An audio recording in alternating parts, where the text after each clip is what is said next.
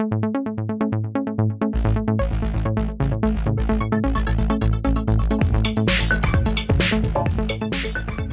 everybody. Welcome into Talking Fitchburg on this Tuesday, July 5th, 2022. And it turns out it was a steamy one for the 5th of July. Hopefully you had a good 4th of July weekend. I know the rain kind of interrupted different fireworks shows and displays last night. Maybe there'll be some tonight. They were rescheduled. Some were not. That's how it goes. But either way, you still had hopefully a fun weekend, relaxing weekend, and we're back on another short work week here. And we got a busy show for you coming up here on TF. We get you the latest headlines as we work through this Tuesday. Plus, we'll check in with the Fitchburg Police Department. We had aired this a while ago, talking about gun violence, how the police department handles gun violence if something were to happen, all in regards to the unfortunate acts that took place over the weekend at a parade in Illinois. Thought we'd bring this back, have the discussion. We'll check in with our Fitchburg police officers on their response to gun violence. And we'll also check in with our friends at the Better Business Bureau, talking about another scam. This has to do with workers' comp, and this is done through Facebook. We'll break it down for you coming up. But let's get to your headlines, and we start with your solid waste and recycling. Just a reminder that this is behind by a day because of the holiday week. So collection that was occurring, if you would have got picked up yesterday, you got picked up today. If you got picked up today, you'll get it picked up tomorrow at 6:30 in the morning. Have your cart at the curb line, not in the road. And then if you have any additional questions, you can contact Pelletieri for more information. Turning our attention to a fun event coming up here. It's a ride with Shine and Bike Fitchburg. Yeah, this is pretty cool. The Shine team members are excited to partner with Visit Fitchburg, Bike Fitchburg, and the Bike the Berg for a community ride from our Fitchburg location. There will be a 13-mile ride option, a 6-mile ride option. This is a family-friendly commuter ride, and all are welcome after the ride. Stick around, enjoy some refreshments, and learn about the Shine technologies or what they do. We also, it says we're excited to have everyone. And part of this ride does go on the state trail, the Capital City and Badger State Trail, and you'll need your passes for riders 16 and older. And I'll share the headline links, as I always do, on our Facebook and YouTube page, so you can check out where you can sign up. All right, voluntary sprinkling restrictions are in place. The city of Fitchburg has removed all wells from service and emergency repairs in order to ensure that there is an ample supply of water reserved for fire protection and domestic use. The Fitchburg Utility District is asking that you not sprinkle your lawn during the month of July. If it is necessary, for you to sprinkle your lawn, please do it before 9 a.m. or after 9 p.m. As indicated here, if you live on the odd number side of the street, sprinkle your yard on the odd number days. And if you live on the even number side of the street, sprinkle your lawn only on the even number. Please note, placement of a new yard is not advised at this time, and it's always good to do this in the morning or late evening because it reduces the chances for that water to evaporate. Fitchburg Utilities District appreciates your cooperation, and if the water usage continues to increase, mandatory restrictions may be enacted, so we'll keep you updated on that. Finally, I want to remind you, coming up this weekend is Fitchburg Festival of Speed. It happens this Saturday, and they have a whole slew of events, including live music, beer, fireworks, racing, and, some good food. I'm just going to repeat that. Either way, you can see the events here. Check them out, and we hope you'll see you out there. All right, we're going to take a quick break. Coming up next, we open up our digest. We're going to talk about gun violence with the Fitchburg Police Department next right here on Talking Fitchburg. You could be spreading the coronavirus without realizing you have it. So follow guidance from authorities where you live and do your part. It's important to limit in-person interaction with anyone outside of your immediate household, but phone and video chat are safe ways to connect. It's also important to limit any social gathering. This advice applies to people of any age, including teens and younger adults. Visit coronavirus.gov for the latest information.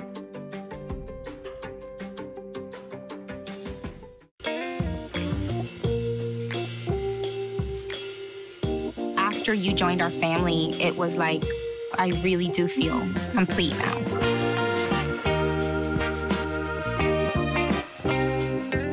Our hearts are made stronger by how we treat others. Put her there. The light you share can impact those around you, but so can the darkness. Later, twerps! Did Pete saying mean things bother you? So when you reach out to another person, take a moment to consider how they will feel and let your heart be the key to making a difference. Because of you, someone's entire day, year, or even life can change. In every heart, there's hope. Brandon met a girl on a dating app. He finally found the courage to ask her out. No answer. He started to panic. Was he being... Hey, sorry I didn't respond. I was driving. She must be a keeper. We're all just trying to keep things running for those who rely on us. That's why we don't have time to be sick with the flu. We don't have time for delays. Ready! We don't have time for spills. Next. We don't have time for setbacks. Let's be real. Getting the flu shot helps you fight the flu. Get a flu shot for yourself and those around you too. Hello, everybody. My name is Jeremy Crosby. I'm with Fact TV, joined with the Fitchburg Police Department Lieutenant Hartwig. And today we're going to talk about the recent mass shooting that took place in Texas, but overall have overall discussion about some of the incidents that have taken place, but more importantly, the response that our community would take or could take in a different type of situation, some safety tips, and just overall discussion. Earlier, the police department did share some information to the community, and I'm sure Lieutenant Hartwig was part of this, sharing out kind of some general information about the police department's, I don't want to say stance, but Ned, your communication-wise during any type of situation, when something like this happens, a tragedy happens nationally, it's good to talk about it and learn from it. Discussions, talking points, helping us kind of go through this. So today, Ned, we're just going to kind of talk in general on a couple different areas related, but set us up here on the police department, the statement that you had shared, and kind of where you guys are at when you hear something about this type of tragedy. So, like the rest of the country, when shocking news, and unfortunately it's become less shocking because it's become so regular over the last several years and really even longer than that, but a shooting at an elementary school is certainly it's unfathomable, and it really impacts everybody in a number of different ways, but as a police department, as parents, as spouses of people that work in schools, and really as someone that may respond to an incident like that, it really impacts us. And realizing also that it impacts our community and those that we serve, we wanted to share a little bit of insight in that.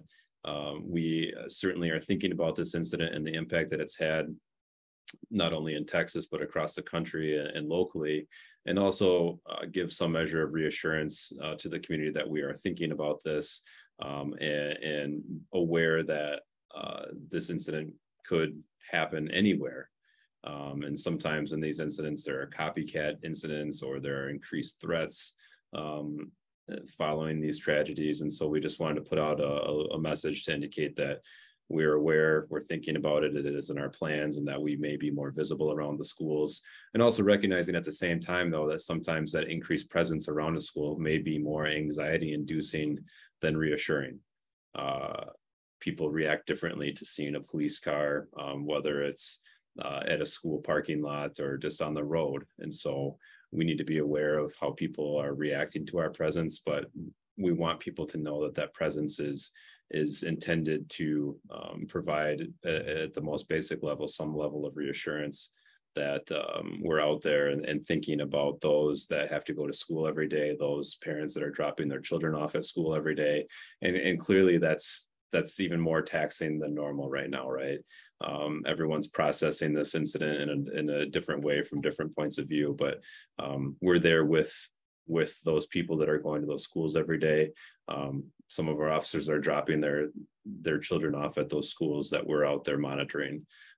And as I mentioned too, we also have loved ones that are working in those schools. So we wanted to put that message out there that that's at the front of our minds right now.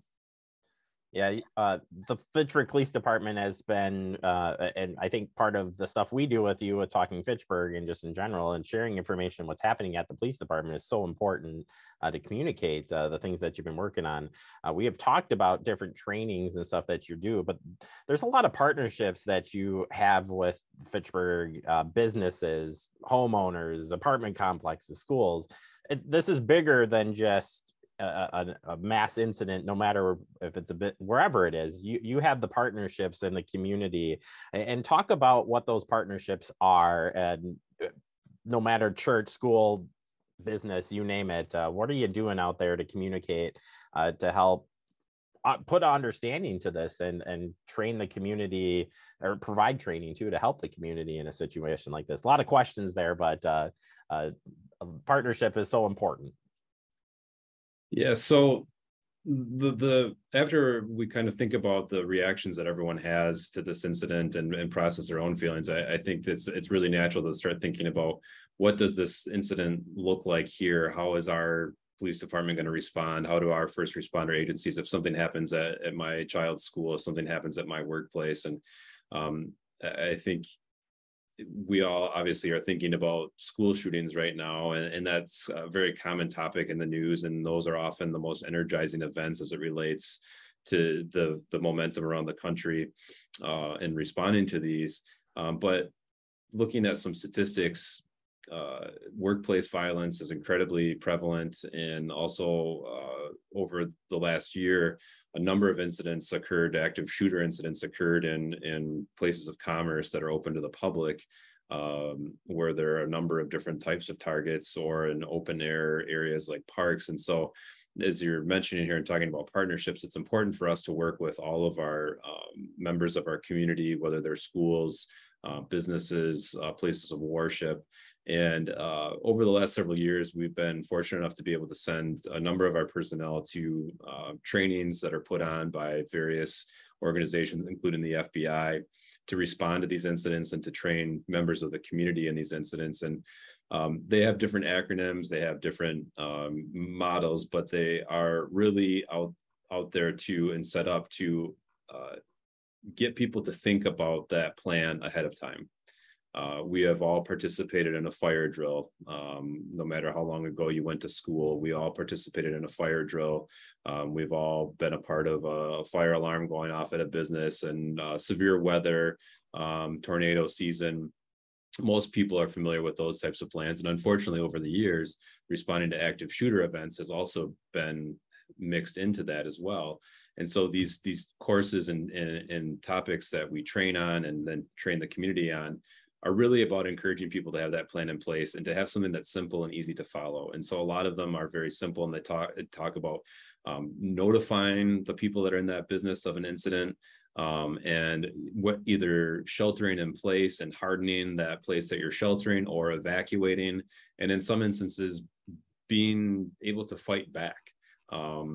It's disheartening to think that sometimes the best response is arming people with common office objects to fight back in an incident like that, but at least putting that thought out there. And so what we have been trying to do is work with and make ourselves available to businesses to not necessarily consult on putting those practices into place or telling them what to do, but several of our personnel have put on trainings throughout the city, banks, churches, and schools, to really talk about what a model might look like and how to put that model into place.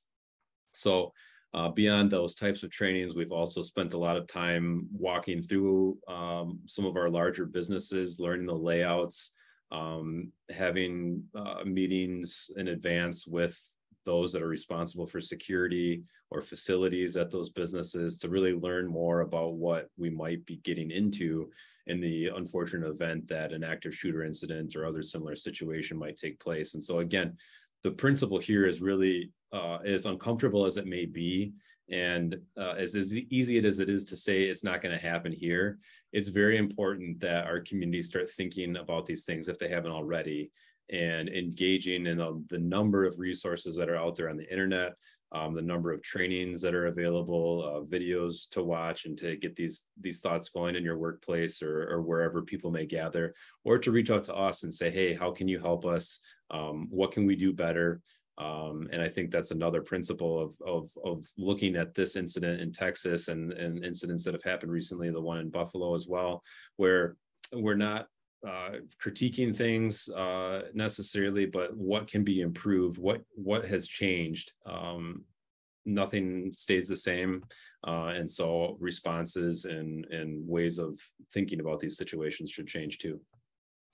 Yeah, if anything, I can tell you that from somebody looking in from the outside, and well, I mean, I'm in the inside, but we shared different information about all of our departments. So I'm not directly involved in the police department. I am part of the city, but we have gone in on some of these trainings and been part of sharing the information and the training and the stuff. And I can say it's been an eye opener for me. And I like to think I know a lot of things, but there are so many things that I've learned just from attending your guys' trainings and sharing out the information. And I think that's important, is to keep this communication line open and keep sharing information. There's a whole nother side to talk about mental health and resources and that sort of thing. And I want to put that to the side for another conversation, Ned, as part of this discussion. But to kind of wrap it up on the side of the stuff we've talked about today, if people wanted to find some of the resources, whether it be training from the Fitchburg Police Department, how do I talk to my kids, where do I find the mental health? So we will have another mental health discussion, I promise. But where would you suggest we start? So there are a number of avenues to go. We have a form you can submit on our website if you're interested in Fitchburg and have a business or organization that you're interested in getting some training, some on-site training. And if nothing else, having a conversation with our experts. We have a couple of sergeants who are really our experts and have been involved in putting on our trainings internally. And there are a whole host of other resources that we'll be adding to our website. The Department of Homeland Security has a lot of information that's out there. And I think we'll be able to share some information here with you online as well, that we can link to everything. But there are a whole host of resources that are out there related to setting up these plans, putting on trainings, how to talk to your kids about preparing them for things they may be exposed to in school, whether it's an active shooter drill or just the concept in general of prioritizing your safety, the steps to take, looking for opportunities to escape a situation like this, and just getting age appropriate conversations with your kids are really important. And if you are interested, again, go to our website. There is active threat response link on there, and we'll get some more information up in the next couple of days for people to check out.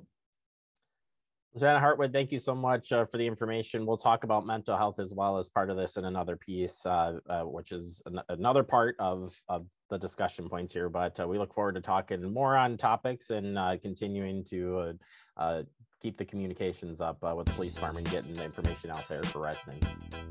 Thanks for the opportunity to speak with you. See on page 4 that the projections need to be blood. Next Thursday? Seriously? Thursday? Can't do that. This is really inconvenient. I have yoga that day. I have no time for this. So. I can't do Thursday, but I can do Friday. Disasters don't plan ahead. You can. Talk to your loved ones about how you're going to be ready in an emergency. Don't wait. Communicate. Type 2 diabetes can have a big impact on your life, but how can it be prevented? Well, the first step is knowing if you have prediabetes, a serious medical condition that puts you at high risk for type 2 diabetes. 1 in 3 American adults has prediabetes, but more than 80% don't know they have it. The good news is, prediabetes can be reversed, and for many people, healthy changes in their daily routine can make a big difference. Take the 1-minute risk test today at doihaveprediabetes.org. Severe weather can strike anytime, anywhere, but there's a simple way to stay safe. Hey, Jim Cantore here. I stay safe in dangerous weather by planning ahead. You can stay safe too with a few easy steps. Build an inexpensive kit with supplies for your family's needs. Write down important information like phone numbers and medications. Always talk with your family and remember any pets in your planning. Be ready, be safe. Start your plan today at ready.gov/plan.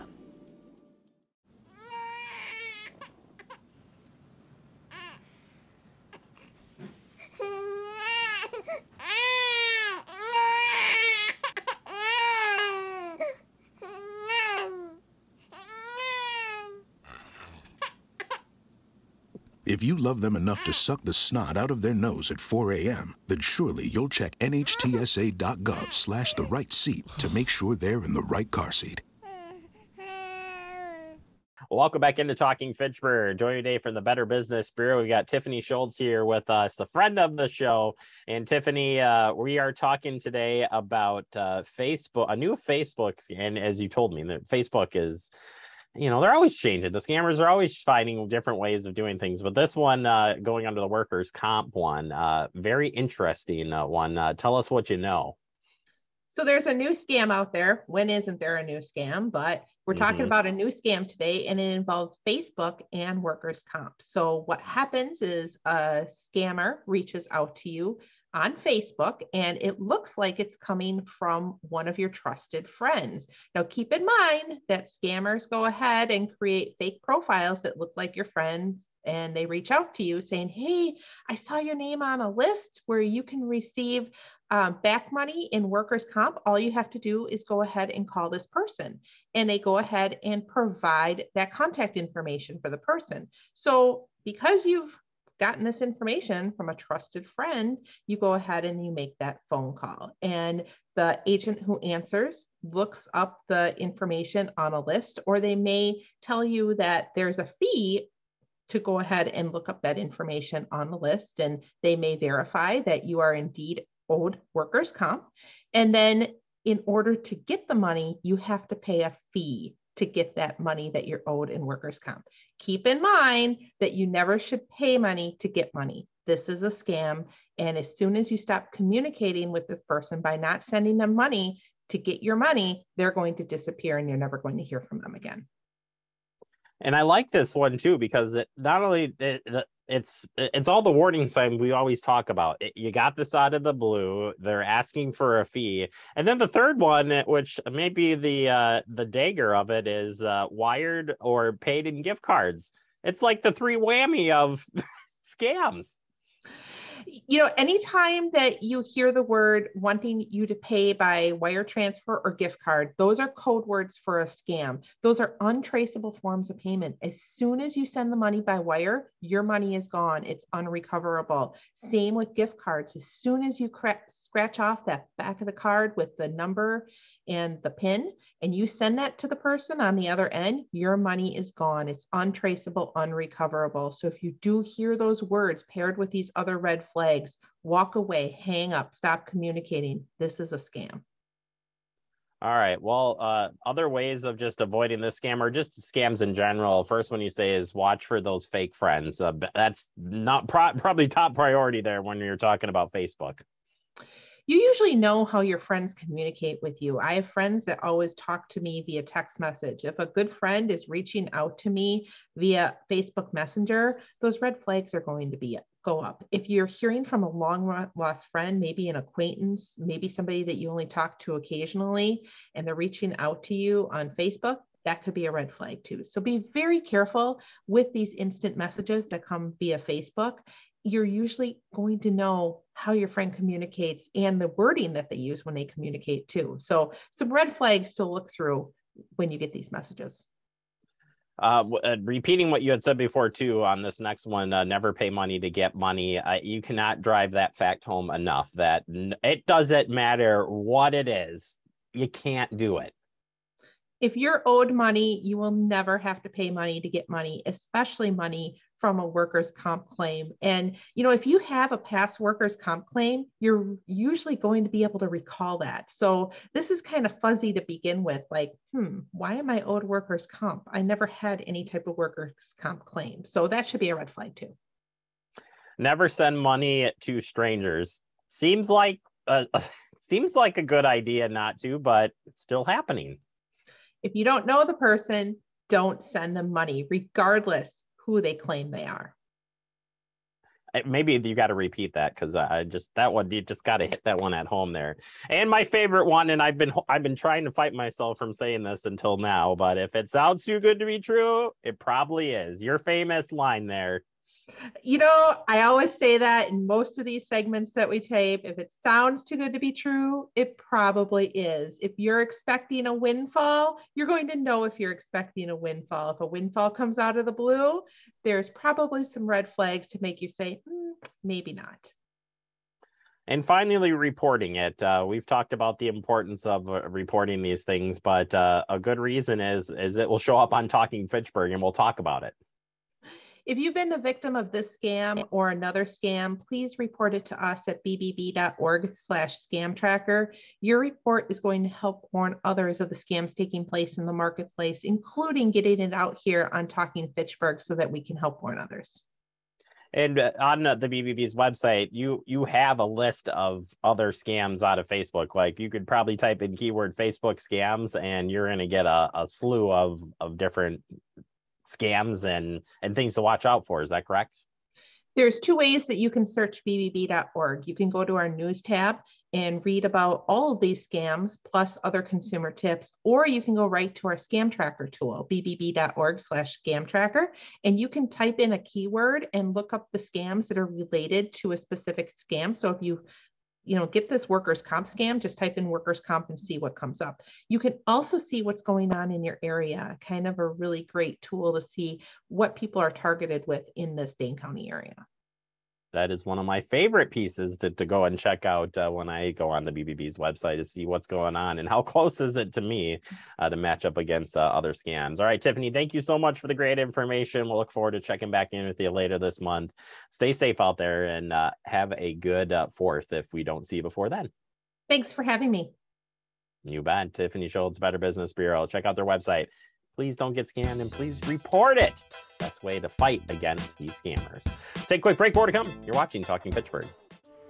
Como padre, todos los días son un desafío. Y hay que estar ahí presentes. No importa lo cansado que uno esté, hay que estar ahí presentes para ellos. Cuando los niños aprenden algo nuevo, es ese momento mágico y especial.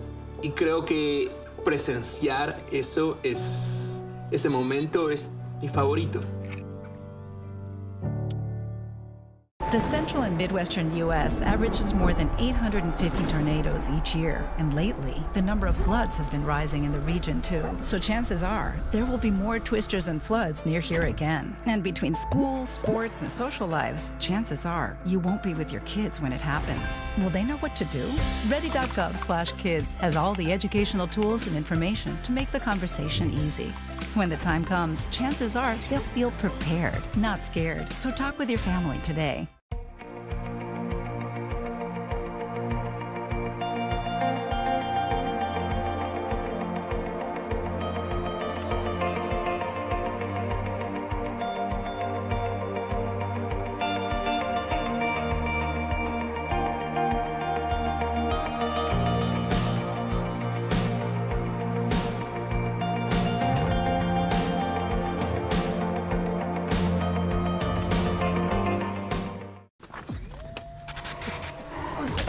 Multiple studies have shown that marijuana can slow both driver reaction and response time, which can be really dangerous.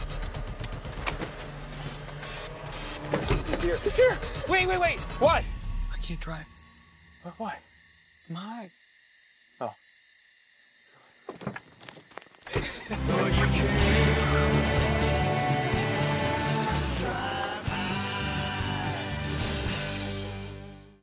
Welcome back into Talking Fitchburg. Wrapping up the show for the day, I want to thank our Lieutenant Ned Hartwig for helping us out with the gun violence talk, and I want to thank Tiffany Schultz from the Better Business Bureau talking about that scam.